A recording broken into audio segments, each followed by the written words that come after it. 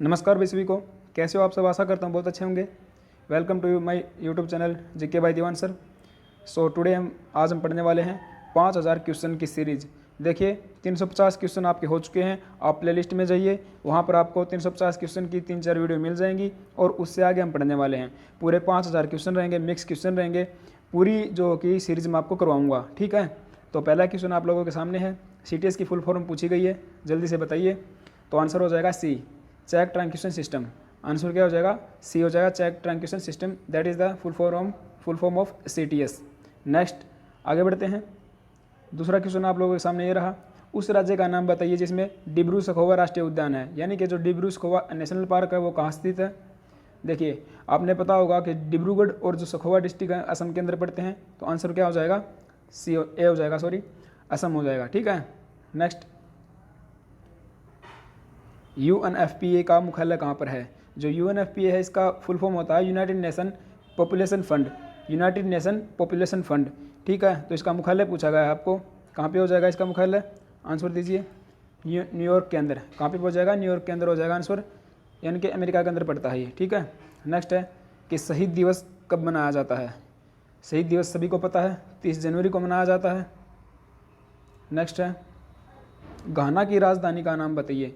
घाना की, जो घाना देश है उसकी राजधानी का नाम पूछा गया आप लोगों से, जो कि आपको पता है अकारा हो जाएगा, ठीक है। क्या हो जाएगा? Accra. Accra is the capital of घाना।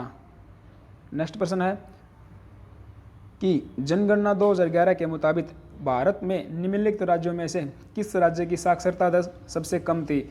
यानी कि जो सबसे कम लिटरेसी रेट है उस राज्य का नाम पूछा गया है। यहाँ पे आपके सामने ऑप्शन ए है असम, बी हो जाएगा बिहार, मेघालय और उत्तर प्रदेश। तो दीजिए आंसर, सबको पता है क्या हो जाएगा? बिहार। बिहार की जो है साक्षरता दर सबसे कम हो जाएगी, ठीक है। नेक्स्ट है, निम्नलिखित में से कौन सा खेल फ्रेंच ओपन से संबंधित है? जो फ्रेंच ओपन से संबंधित खेल है उसका नाम पूछा गया है। 4 ऑप्शन आपके सामने हैं, शाबाश। आंसर हो जाएगा लॉन टेनिस। क्या हो जाएगा? Lawn tennis. D is the right answer. Next है, श्रीशैलम मंदिर कहाँ पर स्थित है? जो श्रीशैलम मंदिर है वो पूछा गया कि आपका कहाँ पर स्थित है। तो कहाँ पे हो जाएगा? आंध्र प्रदेश के अंदर। श्रीशैलम मंदिर is situated at Andhra Pradesh. Andhra Pradesh में हो जाएगा। अगला क्वेश्चन आप लोगों के सामने, निम्नलिखित में से किस नदी के किनारे मुदरई शहर स्थित है? किस नदी के किनारे मुदरई शहर स्थित है? तो कावेरी, अमरावती और जो है कि आपके सामने ये रहा वैगई और पेरियार, ठीक है। ये थोड़ा ऑप्शन में दिक्कत आ रही है, कावेरी, अमरावती, वैगई और पेरियार। तो आंसर क्या हो जाएगा? वैगई नदी, ठीक है। वैगई नदी के किनारे जो है कि आपका मुदरई शहर स्थित है। एक बार फिर देख लीजिए, मुदरई शहर पूछा गया है, किस नदी के किनारे है? वैगई नदी के किनारे। आगे बढ़ते हैं, किस राज्य में जोग फॉल्स स्थित है? जो जोग आपका झरना है ये कहाँ पर स्थित है पूछा गया है। तमिलनाडु, उत्तराखंड, हिमाचल प्रदेश और कर्नाटक। तो आंसर क्या हो जाएगा? शाबाश, दीजिए आंसर। कहाँ पे हो जाएगा? कर्नाटक के अंदर। जो जोग फॉल्स है इसी को बोला जाता है महात्मा गांधी फॉल्स या फिर गरसोपा। ये जो है कि आपकी श्रावस्ती नदी के ऊपर है, ठीक है। किस नदी पे है? श्रावस्ती नदी पे है, कर्नाटका के अंदर है। और welcome to GK by Diwan sir. तो आप चैनल को लाइक करें, सब्सक्राइब करें। आपको यहाँ पे 5000% मिलेंगे। हरियाणा जी की क्लासेस मिलती रहती हैं आपको। गौतम बुद्ध वन्यजीव अभयारण्य किस राज्य में स्थित है? ठीक है, गौतम बुद्ध वन्यजीव अभयारण्य पूछा गया है, किस राज्य में स्थित है? 4 ऑप्शन आपके सामने हैं। बिल्कुल टाइम न गवाते हुए, किसके अंदर हो जाएगा? देखिए बिहार के अंदर। किसके अंदर हो जाएगा? बिहार के अंदर, क्योंकि जो बोध गया है वो भी कहाँ पे पड़ता है? बिहार के अंदर पड़ता है। उससे आप लोग याद कर लेना, गौतम बुद्ध वन्यजीव अभयारण्य बिहार में हो जाएगा। असम की राजधानी पूछी गई है। वाह भाई वाह, क्या बात, कितना आसान प्रश्न है। असम की राजधानी पूछी गई है, क्या हो जाएगी असम की राजधानी? The capital of Assam is Dispur. Dispur is the right answer. Next question है, निम्नलिखित में से कौन से खेल से सरदार सिंह संबंधित है? क्या बात है, सरदार सिंह है ना। हमारे जो सरदार सिंह है हॉकी से संबंधित है। किससे संबंधित है? हॉकी से रिलेट करते हैं सरदार सिंह। IMPS का फुल फॉर्म पूछी गई है, ठीक है। जो IMPS है उसकी फुल फॉर्म पूछी गई है और ये PDF में थोड़ी दिक्कत है। नेक्स्ट टाइम मैं इसको कोशिश करूंगा अच्छे से लाने की, क्योंकि 4 ऑप्शन यहाँ पे नज़र नहीं आ रहे हैं। तो 2 ऑप्शन आपको नज़र आ रहे हैं, 2 मैं आपको दिखा देता हूँ। 2 ये ऑप्शन है, ठीक है, एक बार देख लेना। हाँ ये बिल्कुल 4 ऑप्शन नज़र आ रहे हैं। आंसर दीजिए भाई, इसका क्या हो जाएगा? D answer, D is the right answer, यानी कि इमीडिएट पेमेंट सर्विस। क्या हो जाएगा? इमीडिएट पेमेंट सर्विस, IMPS का फुल फॉर्म हो जाएगा, ठीक है, इमीडिएट पेमेंट सर्विस। नेक्स्ट है आंध्र प्रदेश। आंध्रा बैंक का मुख्यालय कहाँ पर है? सॉरी, आंध्रा बैंक का मुख्यालय पूछा गया है, तो इसका आंसर तो बिल्कुल झटके के साथ आना चाहिए। कहाँ पे हो जाएगा? हैदराबाद के अंदर। जो हैदराबाद है यहाँ पे आंध्रा बैंक का मुख्यालय है आपका। ओके, नेक्स्ट है कि विश्व वन दिवस किस दिन मनाया जाता है? विश्व वन दिवस किस दिन मनाया जाता है? तो आंसर हो जाएगा 21 मार्च को। कब मनाया जाता है? 21 मार्च को मनाया जाता है। And the next question is Allahabad bank की टैगलाइन क्या है? ये आपका इकोनॉमिक्स का क्वेश्चन रहेगा। इलाहाबाद की टैगलाइन क्या रहेगी? गुड, शाबाश, C is the right answer, a tradition of trust, a tradition of trust. याद रखना, a tradition of trust is the tagline of Allahabad bank. Sri Lanka की मुद्रा क्या है? श्रीलंका की मुद्रा आपको पता होना चाहिए, क्या हो जाएगी? श्रीलंकन रुपया। यदि रुपया आता है तो आप ये करोगे, वरना आ जाएगा श्रीलंकन रुपीज़, यानी कि श्रीलंकन रुपया। ओके, अंतर्राष्ट्रीय न्यायालय का मुख्यालय कहाँ पर है? अंतर्राष्ट्रीय जो हाई कोर्ट है उसका मुख्यालय पूछा गया है, कहाँ पर हो जाएगा? 4 ऑप्शन आपके सामने ये रहे, देखो, Paris France, Hague Netherlands, London England, New York America. तो यहाँ कहाँ पे हो जाएगा? हेग के अंदर। हेग नीदरलैंड के इसका क्या मुख्यालय है? क्योंकि ये ऑप्शन थोड़ा सा इस PDF के अंदर गड़बड़ आ गई भाई, कोशिश करना थोड़ा सा समझने की, नेक्स्ट टाइम PDF को अच्छे से कर देंगे, ठीक है। भीम की फुल फॉर्म पूछी गई है। जो भीम है ना, ये छोटा भीम नहीं है, ये भीम ऐप है ना, जो उसकी फुल फॉर्म पूछी गई है। आंसर इज द डी, यानी कि Bharat interface for money. Bharat interface for money is the right answer. Next question है उस राज्य का नाम बताइए जहां पर महाराणा प्रताप सागर पक्षी अभ्यारण्य है। महाराणा प्रताप सागर पक्षी अभ्यारण्य है। बिल्कुल, आप लोग जो कि भावनाओं में बह गए, मुझे पता है। राजस्थान आंसर नहीं होगा, क्या हो जाएगा? हिमाचल प्रदेश। महाराणा प्रताप को आते ही भावनाओं में बहना नहीं है, क्या हो जाएगा? महाराणा प्रताप जो कि पक्षी अभ्यारण्य, महाराणा प्रताप पक्षी अभ्यारण्य कहाँ पे हो जाएगा? हिमाचल प्रदेश के अंदर हो जाएगा। C is the right answer. Okay, Karnataka की राजधानी, ये तो आपको सबको पता है, कहाँ हो जाएगी? Bangalore. Bangalore is the capital of Karnataka. और नेक्स्ट है कि जनगणना 2011 के अनुसार भारत में निम्नलिखित में से किस राज्य में सबसे कम लिंगानुपात है? सबसे कम लिंगानुपात पूछा गया है, कहाँ पे हो जाएगा सबसे कम लिंगानुपात? ये तो अपना ये जो कि गड़बड़ा हुआ है, ठीक है, ये सिस्टम अपना ही गड़बड़ा गया अभी हरियाणा का, ठीक है ना। कितना हो जाएगा? 879 हो जाएगा। लेकिन वर्तमान में अभी ये आंकड़ा बढ़ चुका है, वर्तमान में जो आंकड़ा बढ़ चुका है उसको देख लेना। लेकिन 2011 के लिए अनुसार जो पूछा गया है वो हो जाएगा बिहार का। और सबसे अधिक किसका? केरला का, 1094 कहाँ का हो जाएगा? केरला का हो जाएगा, ठीक है। ओके, आगे बढ़ते हैं। जो ट्राई है, ट्राई का मुख्यालय पूछा गया है, ट्राई का हेडक्वार्टर कहाँ पर हो जाएगा? इसका 4th ऑप्शन नहीं दिख रहा, मैं 1 मिनट दिखाता हूँ आप लोगों को। ट्राई का मुख्यालय कहाँ पे है? एक ऑप्शन है डी, कोलकाता, ठीक है, डी क्या है? कोलकाता है। और मुंबई, नई Delhi, Hyderabad. Try telecom regulatory authority of India, full form हो जाएगी telecom regulatory authority of India, ठीक है, telecom regulatory authority of India, ठीक है, telecom regulatory authority of India. यानी कि जो टेलीकॉम कंपनीज हैं उनको रेगुलेट करने के लिए ये क्या है? एक बॉडी है। और इसका हेडक्वार्टर पूछा गया है कहाँ पे है, ठीक है। तो इसका हेडक्वार्टर कहाँ पे हो जाएगा? नई दिल्ली के अंदर, ठीक है। आंसर इज द बी, नई दिल्ली। ट्राई का मुख्यालय कहाँ पे हो जाएगा? नई दिल्ली में हो जाएगा। नेक्स्ट आपका कि विश्व रेडियो दिवस निम्नलिखित में से किस तारीख को मनाया जाता है? विश्व रेडियो दिवस निम्नलिखित में से किस तारीख को मनाया जाता है? आपका आंसर हो जाएगा सी। कब मनाया जाता है? 13 फरवरी को। कब मनाया जाता है? 13 फरवरी को, ठीक है। ओके, बैंक ऑफ महाराष्ट्र की टैगलाइन क्या है? बैंक ऑफ महाराष्ट्र की टैगलाइन क्या है?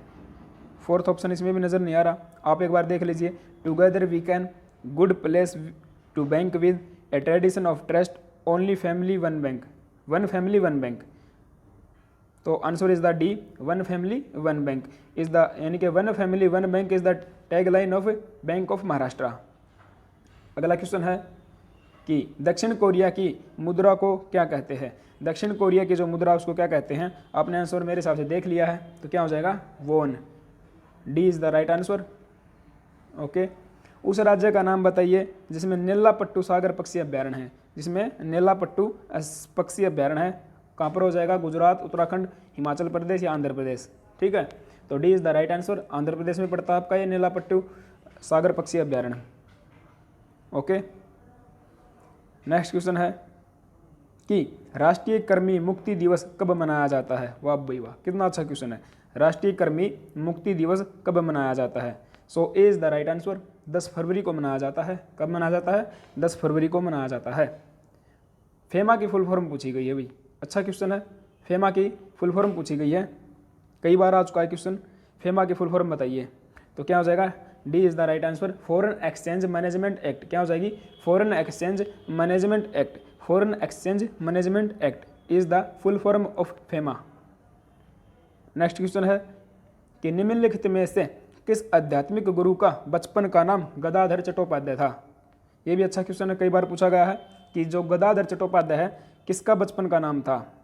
स्वामी रामकृष्ण परमहंस जी का। किसका नाम था? स्वामी रामकृष्ण परमहंस जी का था। और ये किसके गुरु थे? स्वामी विवेकानंद जी के गुरु थे। इन्होंने क्या किसकी स्थापना की थी? रामकृष्ण मिशन की स्थापना की थी। कि इन्होंने स्वामी विवेकानंद जी ने इनके नाम पर क्या किया था? रामकृष्ण मिशन की स्थापना भी की थी, आपको पता होना चाहिए।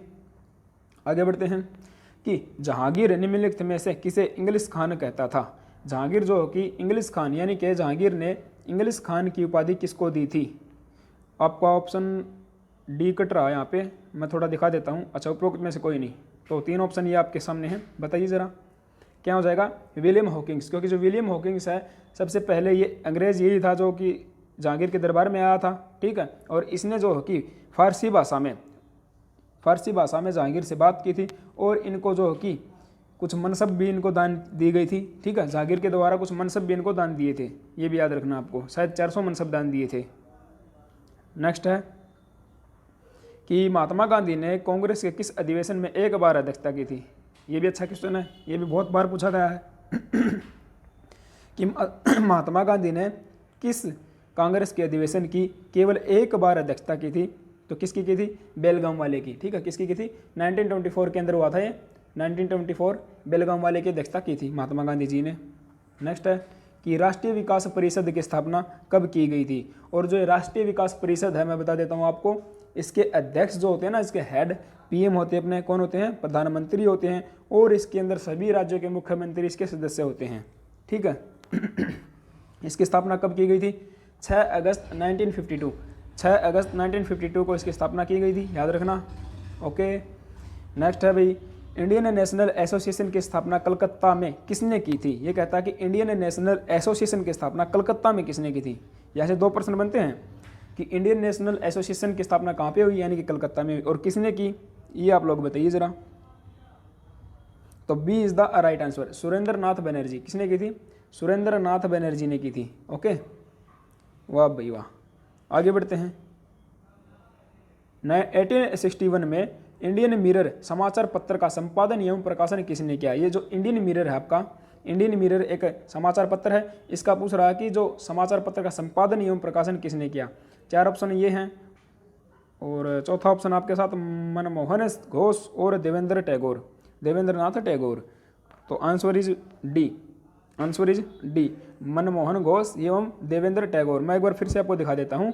ये कहता है कि जो इंडियन मिरर है, इस समाचार पत्र की संपादन एवं प्रकाशन किसने किया था? तो आंसर हो जाएगा डी, मनमोहन घोष एवं देवेंद्रनाथ टैगोर। मुझे पता है पीडीएफ में थोड़ी गड़बड़ है, नेक्स्ट टाइम ये गड़बड़ नहीं होगी भाई। ठीक है, इस बार थोड़ा आप लोग एडजस्टमेंट ज़रूर करें, मुझे आशा करता हूँ आप लोग करेंगे एडजस्टमेंट। आनंद मठ के लेखक, क्या बात है, सबको पता होना चाहिए, कितना आसान सा क्वेश्चन है। बंकिम चंद्र चटर्जी। कौन हो जाएंगे? बंकिम चंद्र चटर्जी, जो आनंद मठ के लेखक हैं। ओके, गांधी इरविन समझौते पर हस्ताक्षर कब किए गए? ये पूछ रहा है कि जो गांधी इरविन पैक्ट था वो कब हुआ था। ठीक है, जो गांधी इरविन पैक्ट है आपका, वो 5 मार्च 1931 को हुआ था। गांधी और इरविन, जो इरविन हुआ करते थे उस टाइम पे वायसराय, उसके बीच में हुआ था और गांधी जी के बीच में हुआ था। इसके तहत गांधी जी दूसरे गोलमेज सम्मेलन में भाग लेने गए थे। कहाँ पे गए थे? दूसरे गोलमेज सम्मेलन में भाग लेने गए थे। ओके, निम्नलिखित में से किस तारीख को भगत सिंह को फांसी दी गई? ठीक है, भगत सिंह को फांसी कब दी गई थी? बड़ा महत्वपूर्ण क्वेश्चन है आपके सामने ये। तो आंसर इज द सी, 23 मार्च 1931। ठीक है, 23 मार्च 1931 को शहीदी दिवस भी मनाते हैं हम लोग। क्या मनाते हैं? शहीदी दिवस। Okay, next question is the 1916 में होम रूल आंदोलन किसने शुरू किया? ये होम रूल आंदोलन है, इसकी बात कर रहा है। 4 ऑप्शन है, यानी कि एनी बेसेंट। किसने की थी? एनी बेसेंट ने की थी। और किसके साथ मिलकर की थी? बाल गंगाधर तिलक के साथ मिलकर, यानी कि बीजी तिलक के साथ मिलकर। ठीक है, बीजी तिलक के साथ मिलकर एनी बेसेंट ने होम रूल लीग आंदोलन चलाया था 1916 के अंदर। नेक्स्ट क्वेश्चन है कांग्रेस में कराची अधिवेशन। कांग्रेस में कराची अधिवेशन 1931 की अध्यक्षता किसने की थी? ये बड़ा महत्वपूर्ण क्वेश्चन है अभी। ठीक है, देखो जो कांग्रेस का कराची अधिवेशन हुआ था ना 1931 वाला, इसकी अध्यक्षता तो की थी सरदार वल्लभ भाई पटेल ने।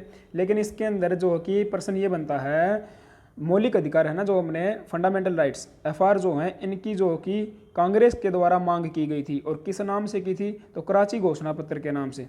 ठीक है, किसके नाम से की गई थी? कराची घोषणा पत्र के नाम से इसकी मांग की गई थी। ये भी आपको याद रखना पड़ेगा। ओके, ये कहता है कि 10 अप्रैल 1917 को चंपारण सत्याग्रह में गांधी जी के साथ कौन कौन शामिल हुए? ये भी बढ़िया क्वेश्चन है। कौन कौन शामिल हुए?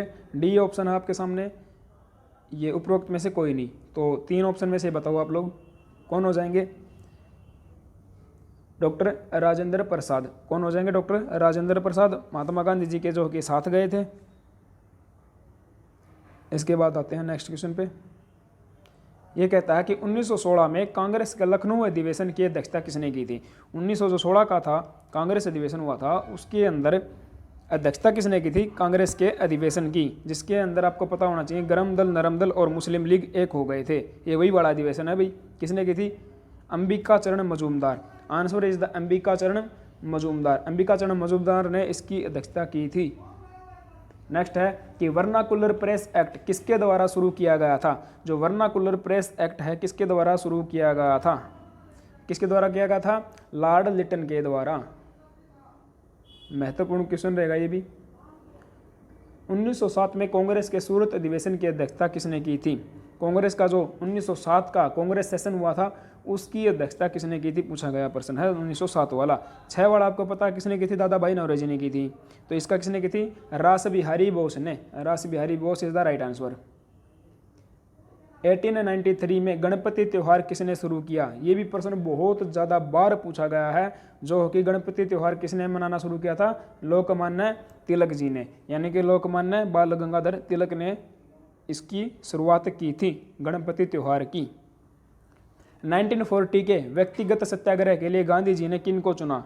1940 के जो व्यक्तिगत सत्याग्रह शुरू किया था महात्मा गांधी जी ने, जो पहले सत्याग्रही थे वो कौन थे? डॉक्टर विनोबा भावे थे। और दूसरे कौन थे? पंडित जवाहरलाल नेहरू थे। ये भी आपको याद रखना होगा। पहले कौन थे? डॉक्टर विनोबा भावे जी। ठीक है। राष्ट्रीय कांग्रेस का भारतीय राष्ट्रीय कांग्रेस का लाहौर अधिवेशन की अध्यक्षता किसने की थी? ये पूछ रहा है कि जो भारतीय राष्ट्रीय कांग्रेस का लाहौर अधिवेशन हुआ था उसकी अध्यक्षता किसने की थी? ये प्रश्न जो कि कई बार पूछा गया है। मैं इसके बारे में एक बार आपको जो कि थोड़ी सी बात बताता हूँ। एक सेकंड रुकना भाई। हाँ, तो देखो पंडित जवाहरलाल नेहरू ने जो कि इसकी अध्यक्षता की थी। लाहौर का जो अधिवेशन हुआ था ये 1929 के अंदर हुआ था, है ना। 1929 के अंदर हुआ था। पूर्ण स्वराज्य की मांग की गई थी। किसकी? पूर्ण स्वराज्य की मांग की गई थी। और आने वाली 26 जनवरी 1930 को आने वाली 26 जनवरी 1930 को हम क्या मनाएंगे? अरे अपना स्वतंत्रता दिवस मनाएंगे।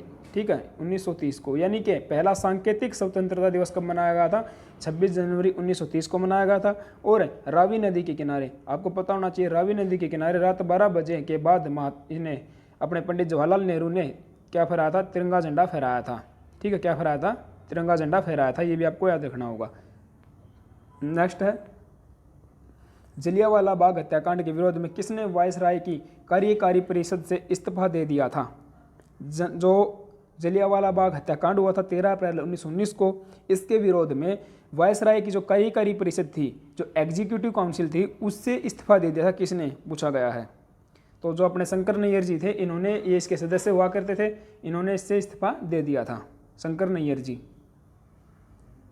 नेक्स्ट है कि गदर जनरल सबसे पहले किस भाषा में प्रकाशित हुआ? जो गदर जनरल एक अखबार हुआ करता था, ये किस भाषा में सर्वप्रथम प्रकाशित हुआ? तो उर्दू भाषा में हुआ था।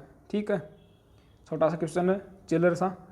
नेक्स्ट है कि भारत में पहली बार जनगणना कब की गई थी? ये सबको पता होना चाहिए भाई। भारत में पहली बार जनगणना कब की गई थी?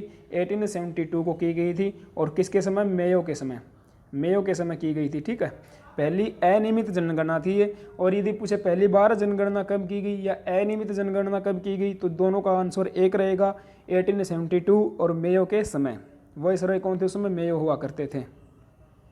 नेक्स्ट है कि इनमें से कौन सी पुस्तक महात्मा गांधी के द्वारा लिखी गई है? महात्मा गांधी की जो कि पुस्तक पूछी गई है, आंसर इज हिंद स्वराज। कौन सी हो जाएगी? हिंद स्वराज, महात्मा गांधी की पुस्तक है।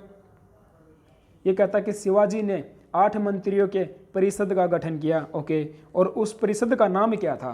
वाह भाई वाह, इसके अंदर 8 परिषद के अंदर 8 मंत्री हुआ करते थे। उस परिषद को बोला जाता था अष्टप्रधान। क्या बोलते थे? अष्टप्रधान बोला करते थे। ठीक है, और ये जो 8 है ना, 8 आपको याद रखने होंगे, जैसे सुरनवीस हो गया, और ये आपका प्रधानमंत्री हो गया, पेशवा हो गया, है ना, जो पेशवा था, जो प्रधानमंत्री पद का था। इस प्रकार ये 8 होते हैं, आपको 8 के 8 याद करने होंगे। ठीक है, ये कहता है कि जलियांवाला बाग हत्याकांड से पहले कौन सी घटना घटी थी? यानी कि जो जलियांवाला बाग हत्याकांड हुआ था 13 अप्रैल 1919 को, 13 अप्रैल 1919 को जो जलियांवाला बाग हत्याकांड हुआ था, उससे ठीक पहले कौन सी घटना घटी थी? तो क्या हुआ था भाई? रोलेट एक्ट पारित हुआ था। और रोलेट एक्ट के विरोध में ही जो सैफुद्दीन किचलू और उसको अपने सतपाल जी को गिरफ्तार कर लिया गया था। और उसके विरोध में ही लोग कहाँ पे इकट्ठा हुए थे? जो जल्ली नामक व्यक्ति का बाग था, जलियांवाला बाग, वहाँ पर इकट्ठा हुए थे। और जनरल डायर ने क्या चलवा दी थी? गोलियाँ चलवा दी थी। ठीक है, अच्छी कहानी है, अच्छा कॉन्सेप्ट है, याद रखना पड़ेगा आपको। नेक्स्ट है कि चंद्रशेखर आज़ाद की शहादत किस दिन हुई थी? चंद्रशेखर आज़ाद की शहादत किस दिन हुई थी? यानी कि जो कि चंद्रशेखर जी को कब जो कि शहादत प्राप्त हुई थी, आपको पता होना चाहिए। 27 फरवरी 1931, 27 फरवरी 1931 को। A is the right answer. ये कहता है कि जलियांवाला बाग हत्याकांड की घटना किस दिन घटी थी? बार बार बता चुका हूँ, 13 अप्रैल 1919 को। नेक्स्ट है 1802 में ब्रिटिश ईस्ट इंडिया कंपनी के साथ बसाई की संधि पर किसने हस्ताक्षर किए? बताइए भाई। ये कहता है कि 1802 में जो बसई की संधि हुई थी ईस्ट इंडिया कंपनी के साथ, और किसके साथ हुई थी? यानी कि मराठों के साथ हुई थी, इतना तो पता है। तो किसने हस्ताक्षर किए थे? जो बाजीराव द्वितीय हैं। किसने की थी? बाजीराव द्वितीय ने बसई की संधि पर हस्ताक्षर किए थे। नेक्स्ट क्वेश्चन है, किस चार्टर अधिनियम के द्वारा ईस्ट इंडिया कंपनी के एकाधिकार को समाप्त कर दिया गया? यानी कि जो मोनोपोली थी बिजनेस के ऊपर, जो ट्रेड के ऊपर मोनोपोली थी ईस्ट इंडिया कंपनी की, उसको जो कि समाप्त कर दिया गया था। तो ये आपका चार्टर अधिनियम था, चार्टर एक्ट ऑफ 1813, 1813 का। जो 1813 का चार्टर अधिनियम था, इसके तहत कंपनी के मोनोपोली को समाप्त कर दिया गया था। ओके, नेक्स्ट है भाई कि स्वतंत्रता आंदोलन के दौरान केसरी नामक समाचार पत्र किसने शुरू किया था? तो आपको एक आंसर है जो कि एक समाचार पत्र का ध्यान में और करना होगा, जो कोहिनूर है ना, कोहिनूर, इनके समाचार पत्र का भी संपादन किसने किया था? बाल गंगाधर तिलक ने किया था। और केसरी और कोहिनूर दोनों किसके हो जाएंगे? बाल गंगाधर तिलक के हो जाएंगे। ये कहता है कि 1906 में मुस्लिम लीग की स्थापना कहाँ पर हुई थी? बिल्कुल भी ढाका में हुई थी, कोई शक नहीं है हमें। अगला है कि दूसरा गोलमेज सम्मेलन कब हुआ था? दूसरा गोलमेज सम्मेलन कब हुआ था, जिसमें जो कि महात्मा गांधी भाग लेने गए थे, गांधी इरविन पैक्ट करके। तो दूसरा गोलमेज सम्मेलन हुआ था आपका 7 सितंबर 1931 को। कब हुआ था? 7 सितंबर 1931 को हुआ था। पहला हुआ था 12 नवंबर 1930 को, और दूसरा हुआ था 7 सितंबर 1931 को, और तीसरा हुआ था आपका ये 17 वाला। ठीक है, 17 नवंबर 1932 को तीसरा हुआ था। तीनों याद रखना, तीनों की डेट यहाँ पे मेंशन है, इसको नोट डाउन कर लेना। नेक्स्ट है कि कांग्रेस की अध्यक्षता करने वाली भारतीय महिला कौन थी? देखो भारतीय पूछा गया है, पहले नहीं पूछा गया है। ये कहता है कि कांग्रेस की अध्यक्षता करने वाली पहली भारतीय महिला कौन थी? अगर डायरेक्ट पहली आ जाए तो आप कर दोगे एनी बेसेंट, लेकिन यदि भारतीय आ जाए तो सरोजिनी नायडू जी थी। कौन थी? सरोजिनी नायडू थी, जो पहली भारतीय महिला थी जिन्होंने कांग्रेस की अध्यक्षता की थी। और कौन से अधिवेशन की थी? 1925 वाले की, है ना, 1925 वाले की, 1925 वाले की, याद रखना ये भी। ओके, भारत में सहायक गठबंधन किसने शुरू की? यानी कि ये पूछना चाहता है कि भारत में जो कि सहायक संधि जो सहायक गठबंधन है ये किसने शुरू किया था? ये लॉर्ड वेल्जले ने शुरू किया था। ये थोड़ा स्पेलिंग में मिस्टेक हो सकती है, वेल्जले कुछ लिखा हुआ है, बाकी वेल्जली है, ठीक है। कौन हो जाएंगे? वेल्जली हो जाएंगे। इन्होंने क्या किया था? सहायक संधि का गठन किया था। और सहायक संधि के तहत सबसे पहले सहायक संधि पर हस्ताक्षर किसने किए थे? हैदराबाद रियासत ने, ठीक है, याद रखना, हैदराबाद रियासत ने। नेक्स्ट है कि विस्डन इंडिया के एक पोल के अनुसार पिछले 50 वर्ष में सर्वश्रेष्ठ टेस्ट क्रिकेट का पोल किस खिलाड़ी ने जीता? देखो ये पूछना चाह रहा है जो कि विस्डन इंडिया के फर्स्ट पोल के अनुसार जो सर्वश्रेष्ठ टेस्ट क्रिकेट का पोल किस खिलाड़ी ने जीता था? तो आंसर हो जाएगा आपका राहुल द्रविड़। ये जो टेस्ट क्रिकेट का फर्स्ट पोल जो किसने जीता था? राहुल द्रविड़ ने जीता था। GK by Diwan sir YouTube channel, welcome to GK by Diwan sir YouTube channel. हाँ भाई, आपका वेलकम करता हूँ मैं फिर से। जो अभी जुड़े हैं तो इस चैनल को लाइक शेयर एंड सब्सक्राइब जरूर कर लेना, ठीक है। यहाँ पर आपको 5000 क्वेश्चन की सीरीज मिलेगी। अगर अच्छा लगे ना तो ज़रूर लाइक करना, अगर नहीं लगे तो भैया डिसलाइक ज़रूर करना, ठीक है, क्योंकि कुछ ना कुछ तो करके जाना अगर आए हो तो चैनल पे।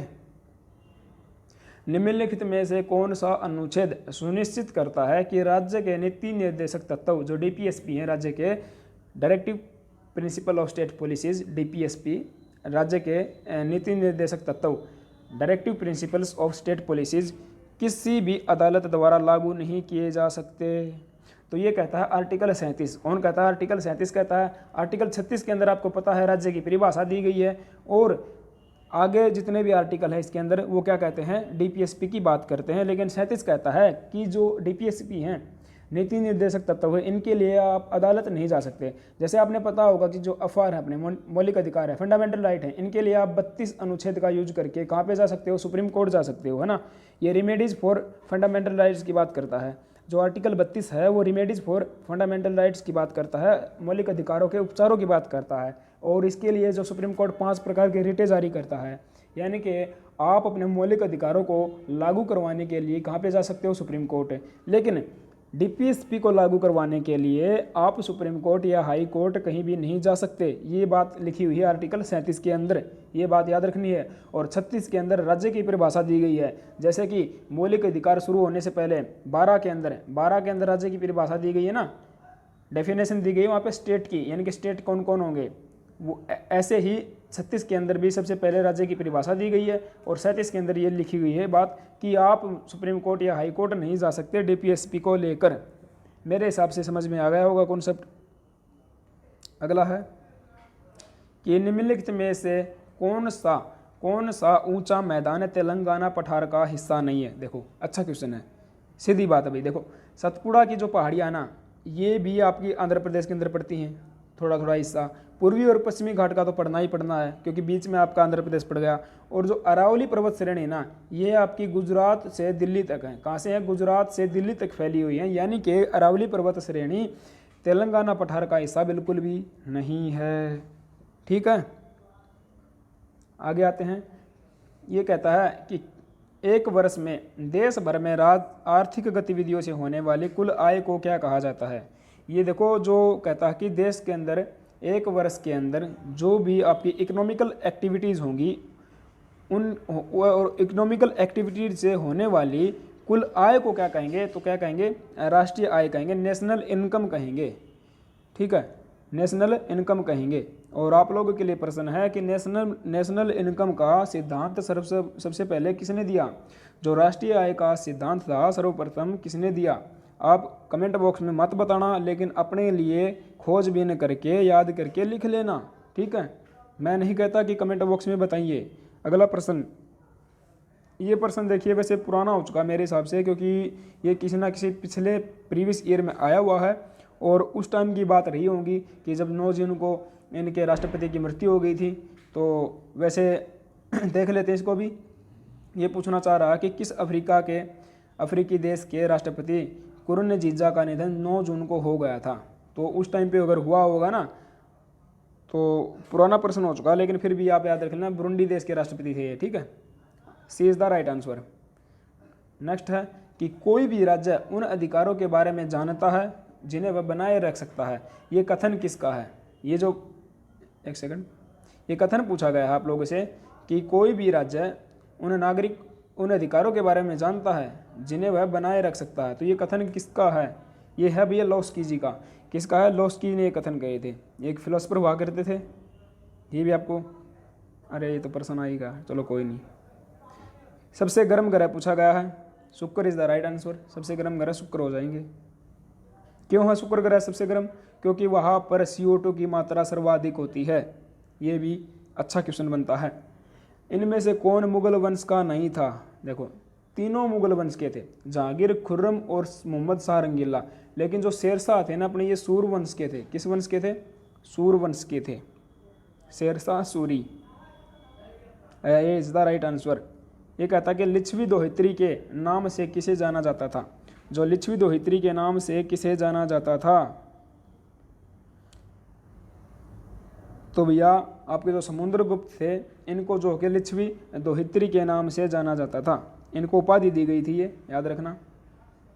ओके, निम्नलिखित में से किस देश में पहली बार किसी अश्वेत को वायुसेना के चीफ ऑफ द स्टाफ, यानी कि वायुसेना के chief of the staff, head of the वायुसेना, हेड ऑफ द एयरफोर्स जिसको बनाया गया है वो कौन है भाई?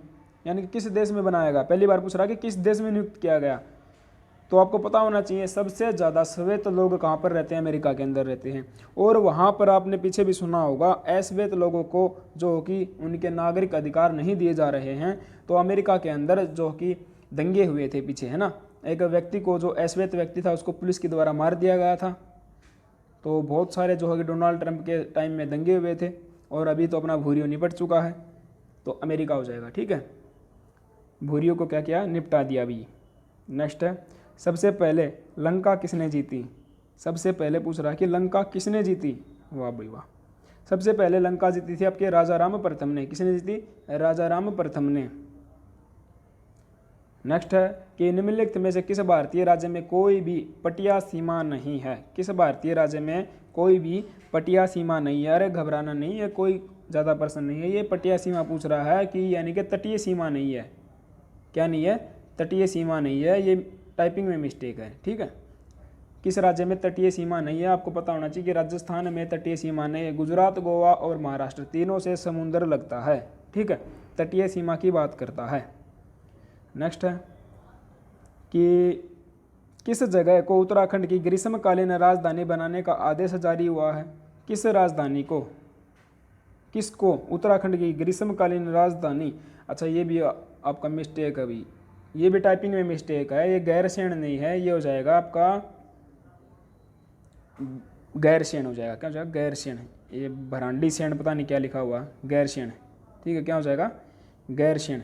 गैरसैंण को उत्तराखंड की ग्रीष्मकालीन राजधानी बनाने का आदेश जारी हुआ है। ये भरांडी सैंण नहीं है, गैरसैंण याद कर लेना। ठीक है, नेक्स्ट है कि अधिकतर चोल मंदिर किस भगवान को समर्पित हैं? जो अधिकतर चोल मंदिर हैं किस भगवान को समर्पित हैं? तो ये है आपके शिव जी भगवान को, शिव शंभु भोलेनाथ को समर्पित हैं।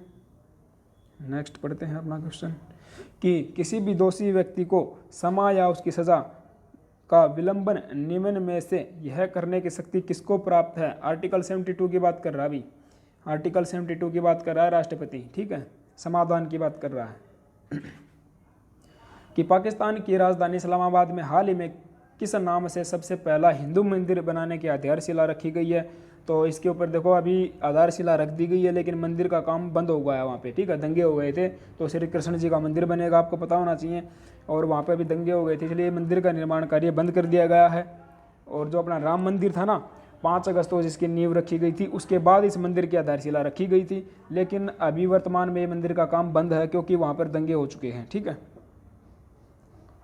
आगे बढ़ते हैं कि हाल ही में किस देश ने भारत के क्या पूछ रहा है? भारत के पहली बार योग यूनिवर्सिटी खोलने की आधारशिला रखी। अच्छा, ये पूछना चाह रहा अभी देखो कि हाल ही में किस देश ने भारत के बाद, क्योंकि हमारे देश में जो है कि योग यूनिवर्सिटी खुल चुकी है। और जो योग यूनिवर्सिटी हमारे देश के बाद किस देश ने खोली है, ये पूछना चाह रहा है। अमेरिका ने, हमारा दोस्त कौन? डोनाल्ड ट्रंप, भूरियो निपट गया है। नेक्स्ट है समान नागरिक संहिता का भारतीय संविधान के किस अनुच्छेद में उल्लेख मिलता है? ये बात करता है सिविल यूनिफॉर्म कोड की, यूएससी की बात करता है, सिविल यूनिफॉर्म कोड की बात कर रहा है कि समान नागरिक संहिता सिविल यूनिफॉर्म कोड, ये आर्टिकल 44, ये डीपीएसपी है भाई। क्या है अपना? डीपीएसपी है, याद रखना। यानी कि राज्य के नीति निर्देशक तत्वों में से एक है और हमारी मोदी गवर्नमेंट इसको लेके आने वाली है। इसके बारे में चर्चाएं चल रही हैं। मेघदूत के लेखक कौन हो जाएंगे? अरे कालिदास। मेघदूत के लेखक, द नेम सेक के लेखक कौन है? द नेम सेक कौन हो जाएंगे? Jhumpa Lahiri. Jhumpa Lahiri is the writer of the namesake. Next है, निम्नलिखित में से किसका सिक्का संगीत के प्रति प्रेम को दर्शाता है? यानी कि जो समुद्रगुप्त थे आपके, समुद्रगुप्त को आपको पता होना चाहिए सिक्के के ऊपर वीणा बजाते हुए दर्शाया गया है। इससे हमने अनुमान क्या लगाया? इससे हमने अनुमान लगाया जो कि समुद्रगुप्त जो थे संगीत के प्रेमी थे, यानी कि गुप्त वंश है ना, गुप्त वंश का था ना समुद्रगुप्त, तो गुप्त वंश के सिक्कों से हमें पता चलता है संगीत प्रेम का। नेक्स्ट है, चेराव कहाँ का लोक नृत्य है? भाई चेराव जो है कि लोक नृत्य पूछा गया है, कहाँ का है? आपको जो भी सारे जितने भी सारे लोक नृत्य है ना, इनकी एक अलग से वीडियो मैं जो कि लेके आ जाऊँगा। जितने भी लोक नृत्य हैं और जो बार बार पूछे जाते हैं, जैसे बिहू हो गया असम का, गिद्दा हो गया पंजाब का, है ना, इस प्रकार चेराव हो गया कहाँ का? जल्दी बताइए भी। चेराव हो जाएगा आपका मिजोरम का, ठीक है, चेराव हो जाएगा मिजोरम का। तो इसकी एक अलग से वीडियो भी मैं आपको प्रोवाइड करवा दूंगा यदि आप अपना प्यार बनाए रखेंगे तो। भारत की सबसे लंबी सुरंग जवाहर सुरंग कहाँ पर स्थित है? ये आपके जम्मू कश्मीर में स्थित है जवाहर सुरंग। और अभी वर्तमान में जो कि कौन सी सुरंग सबसे लंबी है?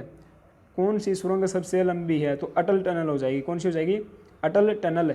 और आप लोग याद क्या रखना है कि इसकी लंबाई कितनी है? इसकी लंबाई कितनी है? तो इसकी हो जाएगी 14.9 किलोमीटर की है। 14.9 किलोमीटर की है ये अटल टनल। इसका उद्घाटन प्रधानमंत्री श्री नरेंद्र मोदी जी ने किया था।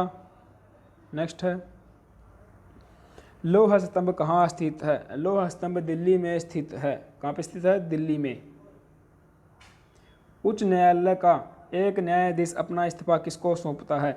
ये पूछना चाह रहा है कि जो सुप्रीम कोर्ट के न्यायाधीश होते हैं, या अच्छा उच्च न्यायालय का, हाई कोर्ट का, जो हाई कोर्ट का, ये पूछना चाहता है हाई कोर्ट का न्यायाधीश होता है, जज जो होता है न्याय हाई कोर्ट का, ये अपना इस्तीफा किसको सौंपेगा?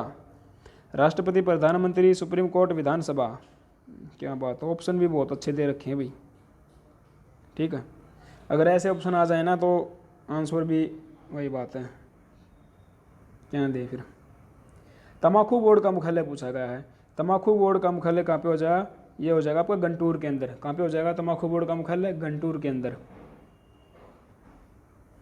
विधानसभा की 8वीं अनुसूची में कितनी भाषाएं हैं? देखो वर्तमान में पूछा गया है न, ये इसने डायरेक्ट पूछा है कि विधानसभा की 8वीं अनुसूची में कितनी भाषाएं हैं।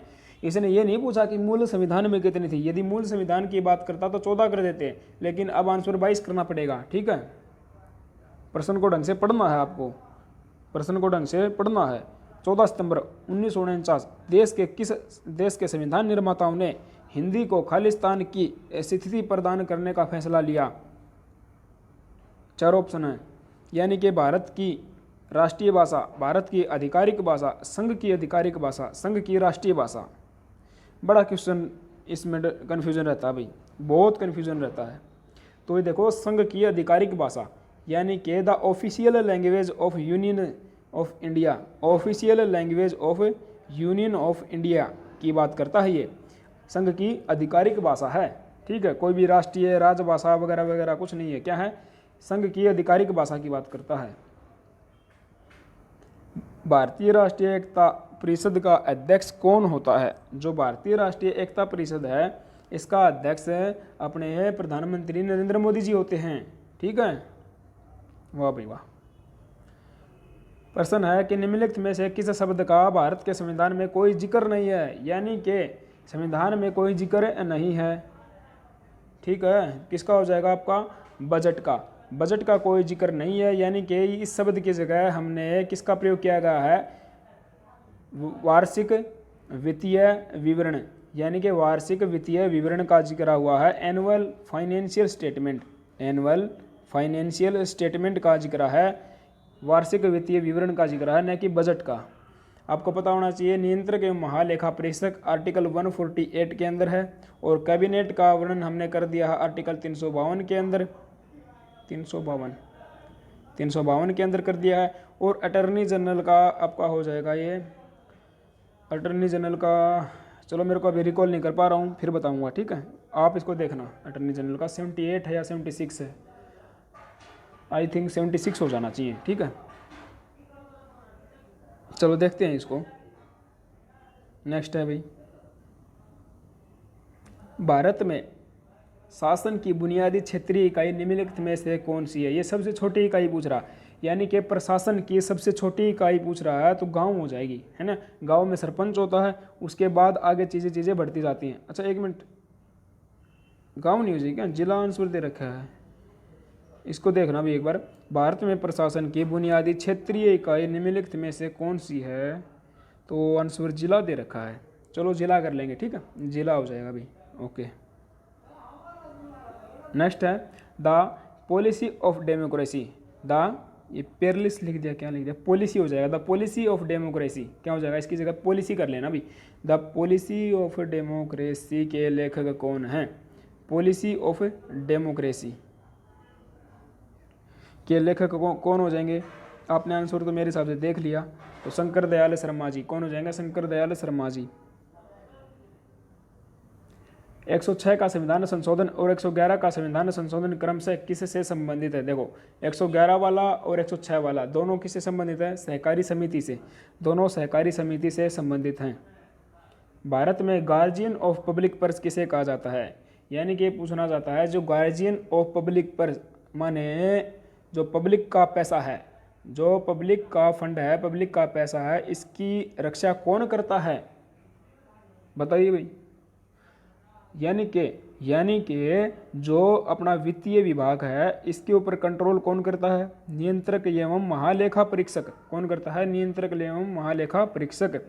ये इसने देखो ऑप्शन गलत लगा दी भाई, एक मिनट, ये महान्यायवादी नहीं रहेगा, ठीक है, ये कर लेना नियंत्रक एवं महालेखा परीक्षक, महालेखा परीक्षक, महालेखा परीक्षक, ठीक है, जिसको आप बोलते हैं ना CAG, ये CAG की बात करता है ना, CAG की बात कर रहा है।